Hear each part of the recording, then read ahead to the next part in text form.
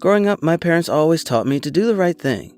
As a little kid, that meant being nice to others, doing what your parents told you, helping older folks, and treating new people like friends. Doing the right thing was easy when I was little. Doing the right thing can sometimes be a bit challenging when you are growing up, though. In school, for example, there can be consequences for doing the right thing. You might become less popular with your peers. You might get into trouble for pointing out when something is wrong to a teacher who thinks things are just fine the way they are. Like all things in life, what was simple as a 6 or 7-year-old can require more navigation when you are a tween or teen. Not to mention when you become an adult. I learned this lesson many times in school, and with different results, and lots of questioning of myself. I also learned how murky the concept of the right thing can become when our personal interests are at stake. It all started when I was in 7th grade. At this age, I thought that I knew everything, just as our parents told us when we were in 7th grade and beyond. I did not. On this particular day in 7th grade, I arrived in school, stored my stuff, and took my homeroom seat. I noticed that Risa, a girl in my homeroom, had dropped her books all over the ground. I quickly got out of my car and helped her collect her things from the floor. My parents would say that I was doing the right thing, and I will be honest, helping Risa made me feel good.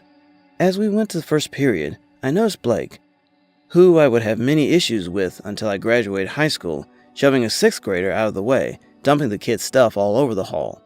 I stopped to help the boy collect his things and apologized for Blake's rudeness. Then I went to first period. In that class, we had a quiz. Chuck, a friend of Blake's, grumbled about having a dumb test, and then said to me, "You are going to give me the answers." I just looked at Chuck. I was surprised. I had never cheated at anything, and up to this point, I had never been asked to assist in a cheating scam. "No," I said, shaking my head. "My parents would have a fit if I cheated." "What was that?" Chuck asked. "I'm not going to help you to cheat," I said. "I can help you study, but you can't copy my answers."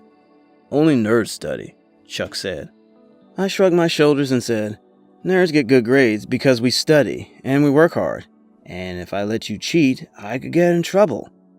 "Cheat off someone else." And then I filled in my answers while hiding my paper.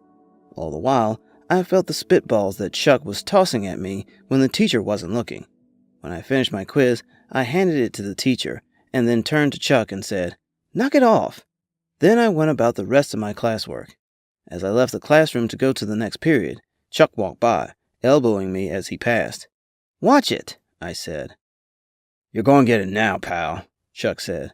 "Nobody's going to talk to you when they hear what I have to say. You should just move to another school." I kept walking. I had no idea what this kid was going to tell the other kids, that I did not let him cheat. I wondered, did I make a mistake? I didn't think so. Cheating is wrong. Everyone knows that and did so then. Cheating gives some an unfair advantage because they don't follow the rules. Cheating is dishonest. So why would I lose friends for not letting someone cheat? As the day passed, I thought about what Chuck said more and more. Chuck threw spitballs at me in my 3rd class, and my friend Trey was sitting next to me. "What is his problem?" Trey asked me. "I didn't let him cheat for my quiz in first period," I explained. "Now he is telling me that I should move to a different school." "What?" Trey asked. "My mom said that if I ever cheated at anything, I would be in more trouble than I ever knew was possible. I believe her, too. And our parents have always told us that cheating is wrong," I said. "I thought I was doing the right thing." "And our parents always tell us to do the right thing," Trey said. "I guess that Chuck's parents didn't tell him about that." "I guess not," I said. "What are you going to do if he doesn't stop?" Trey asked. "I guess I will have to tell someone," I said. "Yes, my parents always tell me that if I see something wrong, I have to say something, or else it won't get fixed," Trey said. My parents told me the same thing. As Trey had suggested, Chuck continued to bother me. He threw spitballs, nudged me as he was walking by, called me names, the usual things that bullies do when things do not go their way. I was so happy when lunch finally came that I couldn't contain myself. I sat down with Trey and our other friends, including my best friend Alex.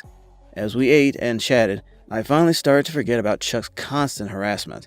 My friends and I laughed about our classes and talked about our little siblings and sports and all the other things kids talk about at lunch. Then Brittany, a girl who was friends with Blake and Chuck, came over to our table and handed me a note. It was folded in half. Opening the letter, I read, "Soon." "What does this mean?" I asked Brittany. She shrugged and walked back to where she had been sitting. I showed the note to my friends. They all thought it was strange. Finally, I couldn't take it anymore. I walked over to Chuck, carrying the message. "What is soon?" I asked Chuck. "I don't know," he said, laughing. "You sent me a note. I just want to know why," I said. "I don't know," Chuck said again.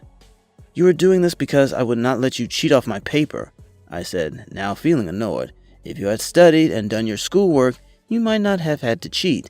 Please stop bugging me because of your own choices." "You gonna cry?" Chuck smirked. "No, but I will make you stop," I said. In my next class, I again felt spitballs hitting my back. I was feeling frustrated now. I just wanted Chuck to leave me alone. "Knock it off," I said to Chuck.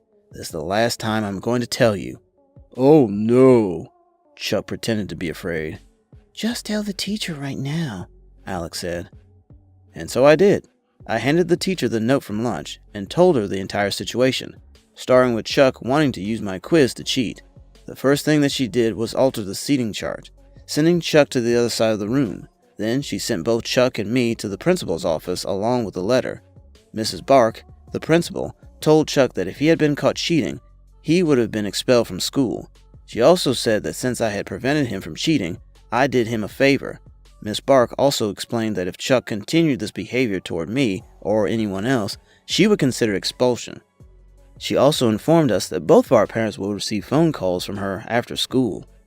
After that, Chuck didn't seem as aggressive. He pretty much ignored me or giggled with his friends. That didn't bother me at all. I was nervous about what would happen when I got home, though. I really had nothing to worry about. My parents were actually proud of the actions that I had taken. They praised me for doing the right thing. In truth, back then, I didn't understand why they applauded me for doing what they had taught me. Now, though, I do. As an adult, I know doing the right thing is not always popular, and that how we handle the aftermath of doing the right thing is also a big part of doing the right thing. I hope you liked the video. Please do not forget to like, subscribe, and hit the notification bell. Thank you. Hey, thank you for watching. Please click on the right to subscribe if you liked the video. And please don't forget to click on the bell icon when you subscribe so that you can be notified when we upload a new video. Watch more videos on the left, including our playlist. Thank you.